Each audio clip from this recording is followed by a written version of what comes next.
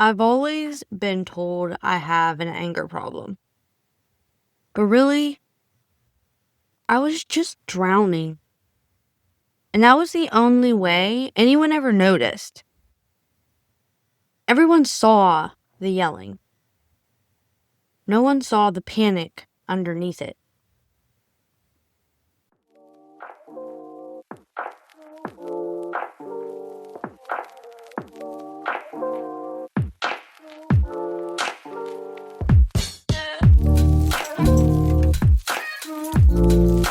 Let's start here with the lie a lot of people have internalized, sometimes for their whole life, that if you get angry, there's something wrong with you.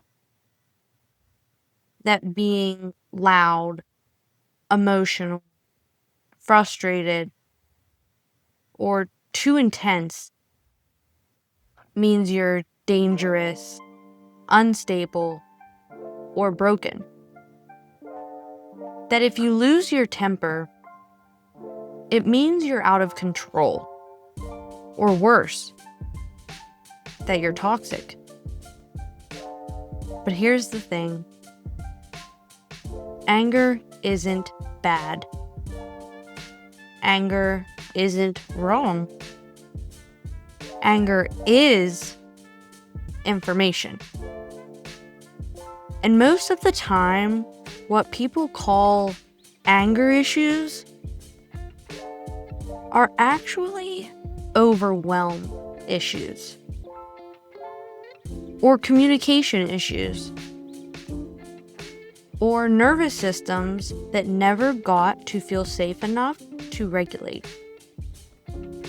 So many of my clients walk into sessions and say, "My biggest problem is my anger." But the truth is, their biggest problem is no one ever asked what was underneath it. Because beneath anger, there's always something.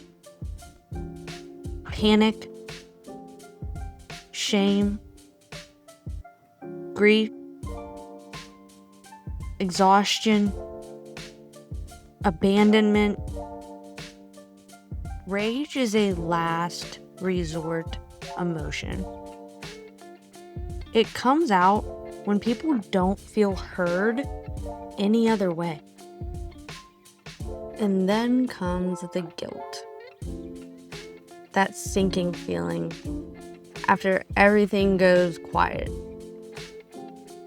The look on your kid's face, the silence from your partner, the door you slammed, the words you wish you could take back. And you feel disgusting. You tell yourself, why did I do that? Why can't I just control myself? I'm the problem. I ruin everything. But here's the truth that no one tells you. You didn't explode because you're a bad person. You exploded because you were overwhelmed. Because your nervous system hit the red zone and didn't know how to find the brakes. And because no one ever taught you how to come down from panic, let's talk about it. What's actually happening in your body when you snap? When people think of anger, they imagine it's a personality flaw. Like someone just chose to react badly. But rage is rarely a conscious choice. It's a full body survival response. Here's what I mean. Your nervous system is wired to protect you. It scans for threat constantly. And when it perceives too much input, too much pressure, or too much emotional risk, it moves into fight or flight. In trauma-informed language, we call that hyperarousal. Your heart rate spikes. Your blood pressure increases.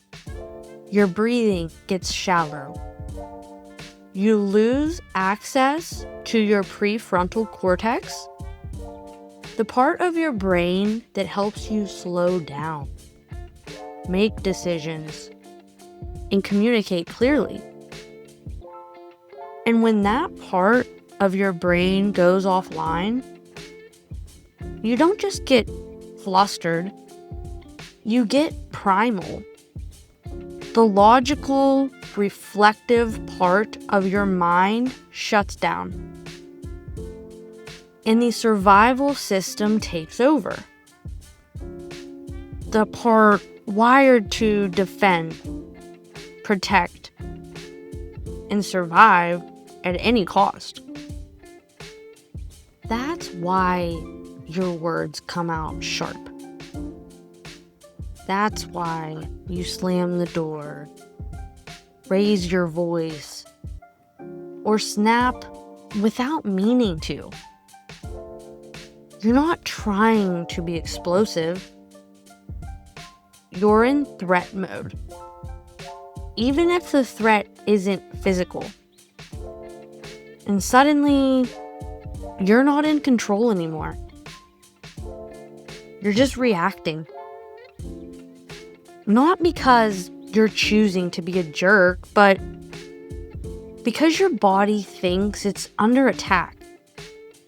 And here's what most people don't realize.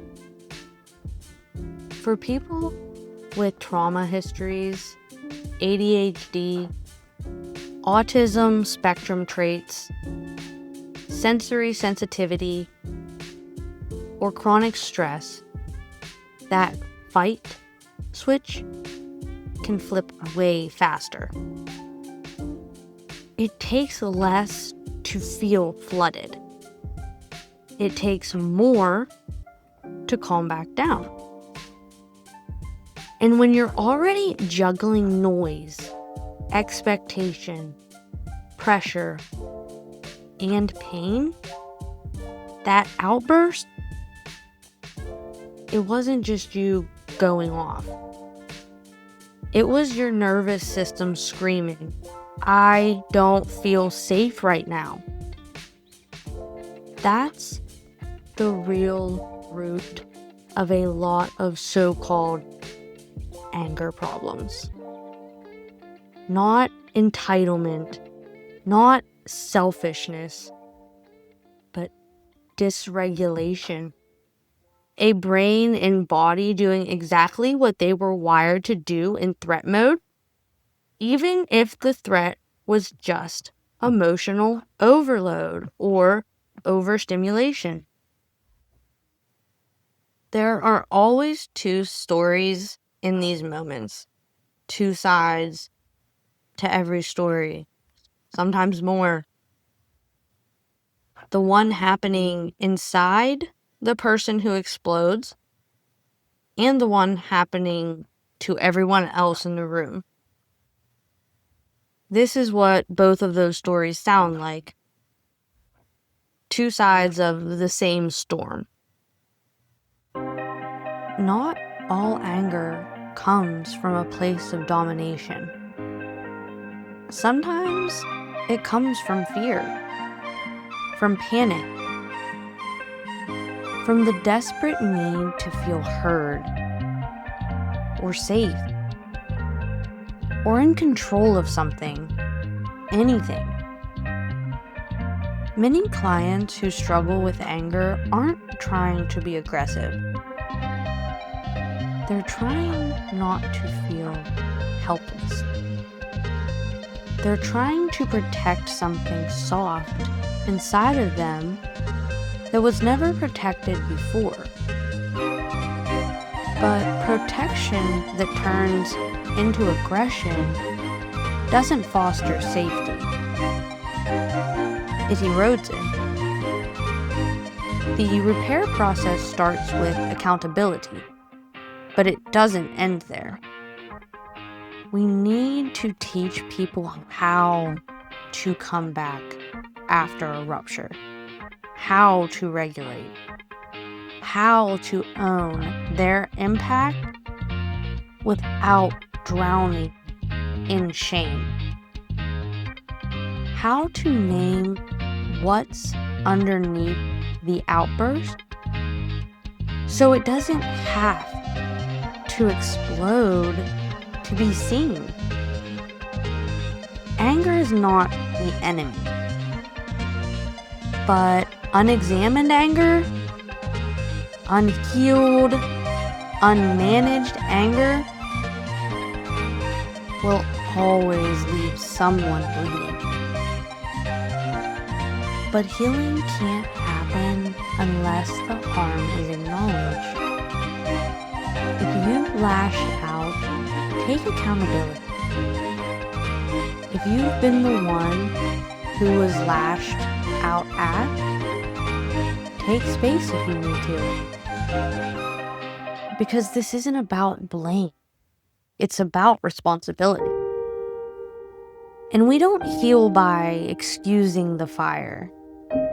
We heal by learning how to put it out before it burns down everything we love. I want to pause here and say something important. Just because we understand where anger comes from doesn't mean at all it's okay to let it harm people. You can have trauma. You can be dysregulated. You can be carrying years of bottled up pain, but those things don't justify hurting the people around you. Anger might not be your fault, but it is still your responsibility. And for the people who love someone who lashes out, the partners, the kids, the caregivers, I want you to hear this loud and clear.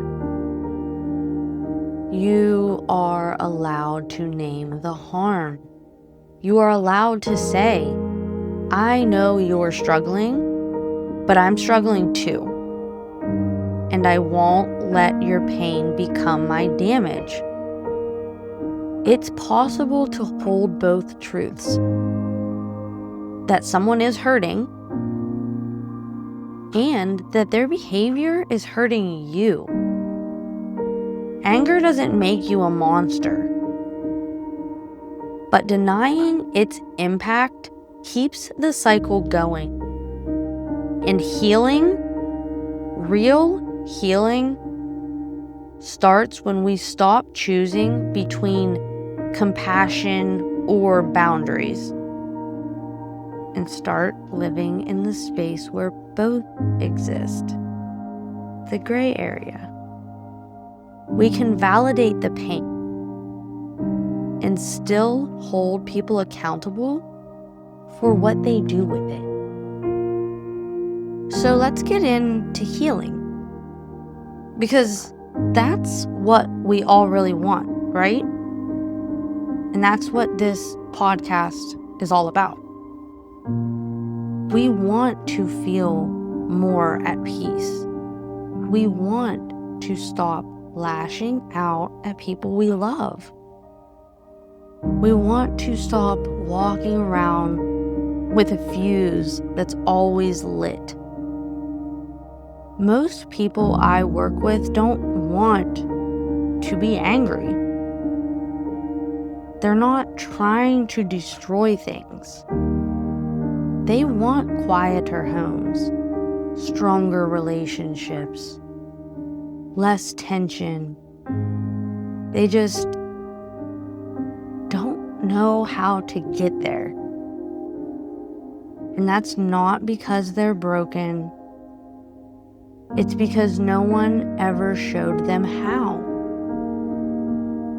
So let's start there.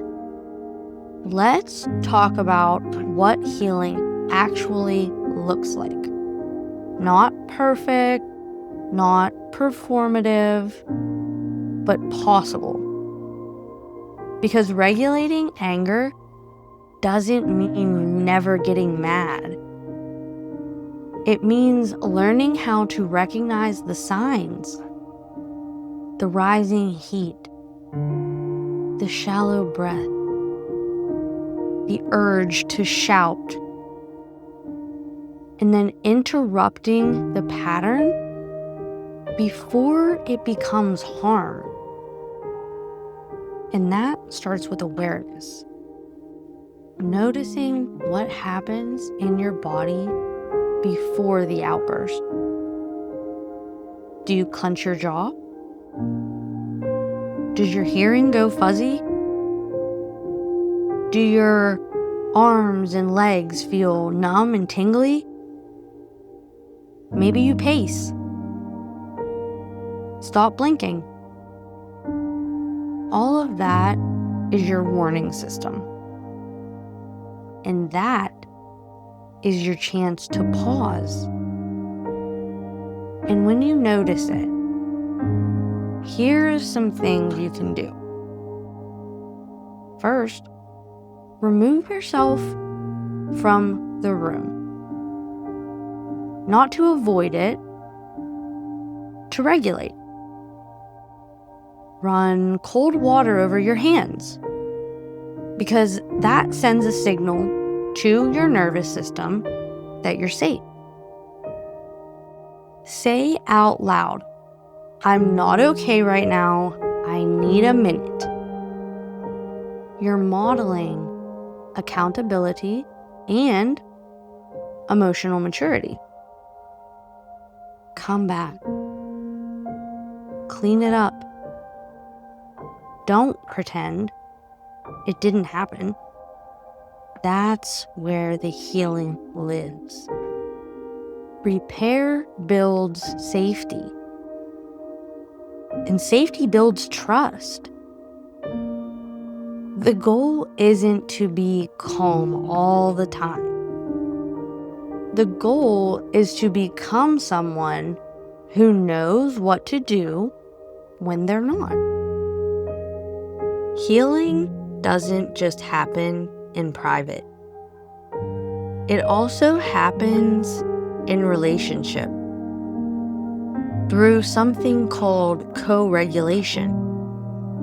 That just means when one person is overwhelmed, another person stays grounded and helps bring them back down.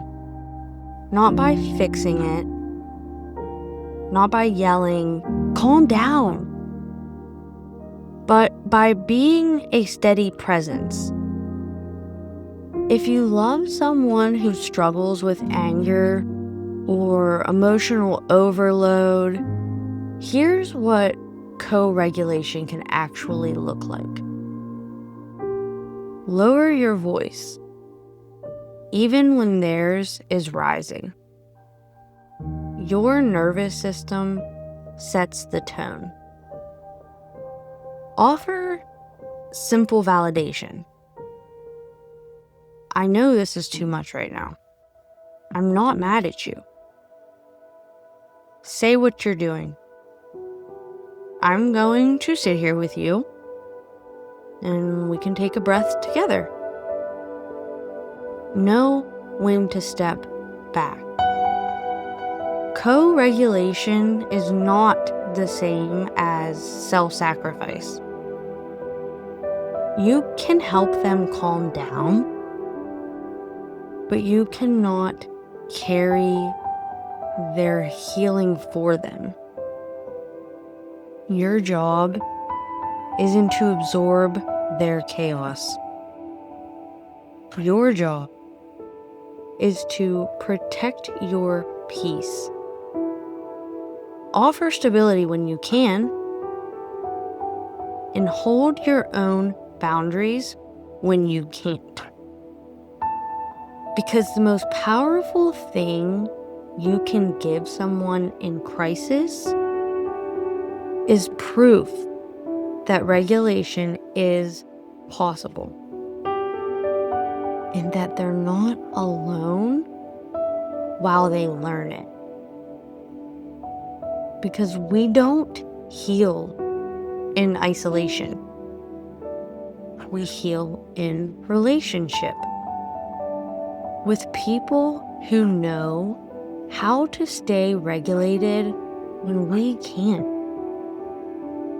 If you're the one listening right now who knows what it feels like to lose control, to lash out and regret it later, to feel ashamed, disgusted, or afraid of the person you become in those moments, I want to give you some tools. Not a checklist for perfection that just greater increases your anxiety. Just some real things you can do when the heat rises and you don't want to let it take over again. So when you feel the anger building, first, try to label it out loud. For example, I feel overwhelmed right now. Naming it shifts it from reaction to awareness immediately. Remove yourself for 90 seconds. Not to escape, to reset.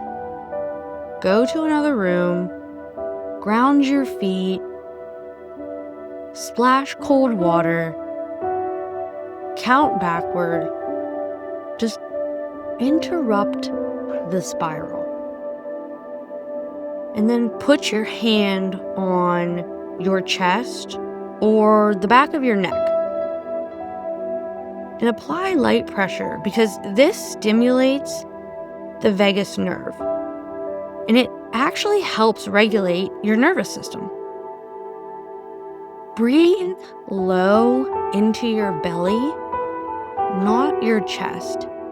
So again, try breathing low from your abdomen, from your stomach, from your belly, and not from your chest. So you should see your stomach rising and falling while you're breathing. And try 4, 7, 8 breathing. Inhale 4 seconds. Hold 7 seconds. And then exhale for 8 seconds. That helps move you out of fight and into rest. Again, say out loud, I'm not okay right now, but I don't want to hurt anyone. That one line can change everything. It's self-awareness plus accountability in real time. Again, return, repair, own it. Don't pretend it didn't happen. Say, I lost control. I'm sorry. I'm working on it. And you didn't deserve that. That's where the trust gets rebuilt. These are just tools. They won't fix everything overnight.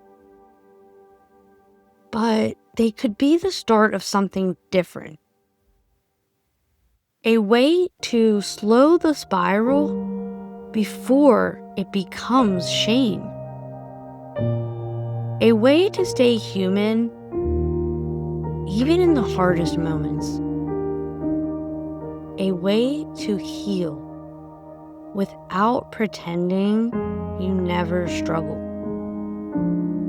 Because the truth is, you're not broken. You're just learning a new way to be safe. If any part of this episode felt like it was about you, it's because you're not the only one. you're not the only one who's ever lost control. You're not the only one who's ever looked at someone you love and thought, I don't know why I did that. You're not the only one carrying shame from words you can't take back.